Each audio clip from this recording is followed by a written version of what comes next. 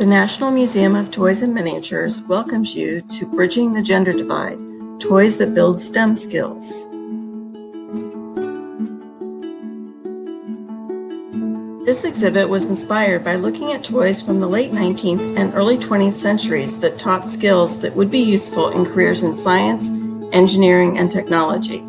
These toys were being marketed almost exclusively to boys, and girls were left out of the story.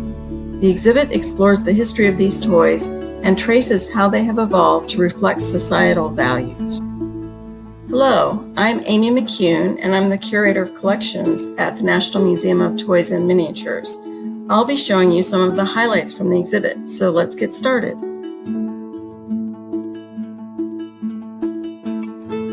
In addition to using toys from our own collection, we also borrowed toys from 4 other institutions.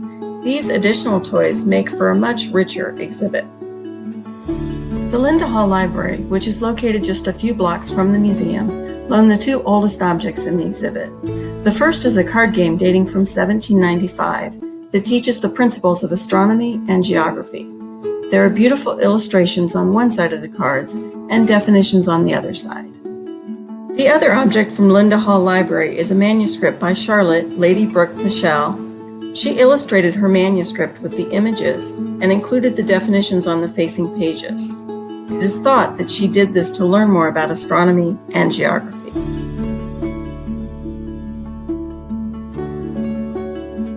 Here are some toys from the 1930s that illustrate the main theme of the exhibit. Arky Toy was an architectural building toy, and you can see on the cover that there is a boy playing with the set and a girl watching. If you look closely, you can see behind her is some doll furniture with a doll.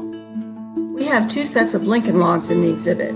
You can see the same themes reflected in these toys. In one, the girl is playing with dolls while the boy plays with the Lincoln logs. In the other, the whole family is pictured, but the boy is the only one playing with the set. The rest of the family, including a sister, are observers. These images send both explicit and implicit messages about these being toys for boys. A great example of the kind of marketing we are talking about in this exhibit is from the A.C. Gilbert Company. This ad shows the variety of toys that they made, many of them based on science and engineering, but they are most known for creating the Erector set.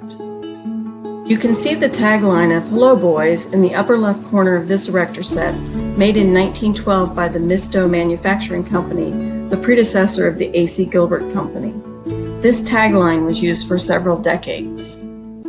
Here is a reproduction of 3 pages from the 1922 catalog for the company. For the first 60 pages, there isn't a single toy for sale. These pages have articles including A.C. Gilbert's personal letter to Gilbert boys everywhere and world's famous engineering achievements, focusing on how playing with Gilbert toys would enable boys to grow up and be successful in science and technology careers. The kit for this large-scale Erector dirigible, or blimp, was only available for sale between 1929 and 1932. For many years, the A.C. Gilbert Company bought 2-page ads in magazines like Boy's Life and Youth Companion to advertise their toys. Not every company focused on marketing only to boys. The Lego Company is a great example. The early boxes showed both boys and girls playing with their bricks. These advertisements from the 1970s show a girl with the toy she constructed and a boy with the toy he constructed. Interestingly, in the 1990s, Lego started doing more gender-specific kits. The science toy section of the exhibit has several chemistry sets, microscopes, and related toys. A.C. Gilbert had an impact with this type of toy as well. Here is the Gilbert Chemistry Outfit for Boys. Companies were very aware that these toys were inspiring boys to pursue careers in science, technology, engineering, and mathematics. On this box for a ChemCraft chemistry outfit, the tagline is "Experimenter today, scientist tomorrow." Time and again, boys were being encouraged to explore what their lives would be like as adults. Here are 2 examples of chemistry sets that were marketed to girls. The Gilbert Lab Technician set for girls reinforced an idea that was prevalent in the 1950s, that women could go into scientific careers, but potentially less prestigious ones than their male counterparts. The A practical chemist for boys and girls encouraged children to make household products or beauty items rather than more serious scientific pursuits. The HO scale train in the exhibit is not as elaborate as some sets you might see.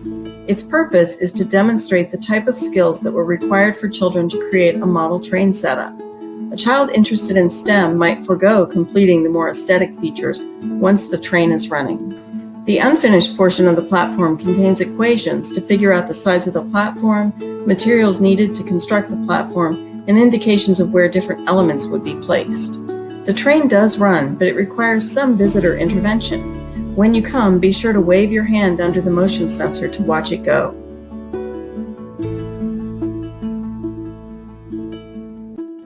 In order to put the exhibit into context, it is important to understand the types of careers that women were encouraged to pursue in the first half of the 20th century. Careers that were open to women included service careers like secretary or stewardess, or nurturing careers like nursing or teaching. These toys reflect those options. One of the things we did to prepare for the exhibit is to interview several women who are successfully working in STEM careers. One of the most powerful memories came from Shelley Cooper, who has a doctorate in education and is the founder of Diversity Telehealth. During her interview, Shelley told me that she had never seen an erector set. She followed that with this story. In second grade, I had a Caucasian teacher, and we could only play with the little black Sambo game. If all you see is the little black Sambo game, and you don't see the junior architect or the chemistry set or some of the others, then you think, this is all I am supposed to be. The importance of role models was a consistent theme in the interviews. As Marian Wright Edelman said, you can't be what you can't see. In this case, we display dolls and a game representing several women role models in STEM careers. The doll on the left was made by the Unemployed Philosophers Guild to represent Marie Curie, who discovered radium and polonium, and is still the only person to win Nobel Prizes in 2 different categories. Mathematician Katherine Johnson's calculations were integral to the early space flights, and her story was told in the 2016 film Hidden Figures. Ms. Johnson worked with Mattel to create a Barbie in her likeness. In 1965, Mattel came out with the Miss Astronaut outfit for Barbie. It would be another 18 years before the first American woman astronaut, Sally Ride, would travel to space. The doll on the left is Sally Ride and is part of Barbie's Inspiring Women series.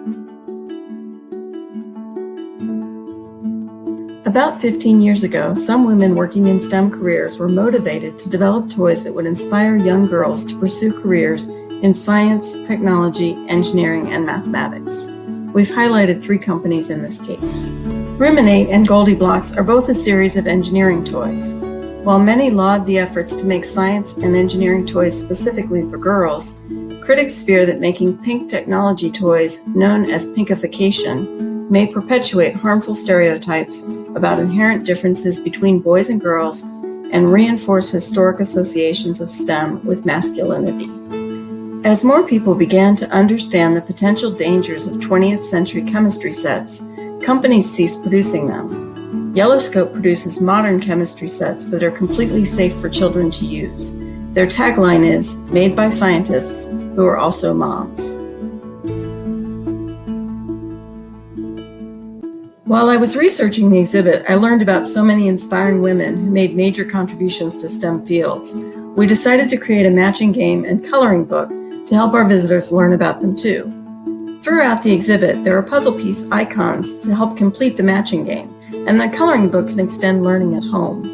Thank you for visiting the exhibit virtually. We hope you will be able to visit in person very soon.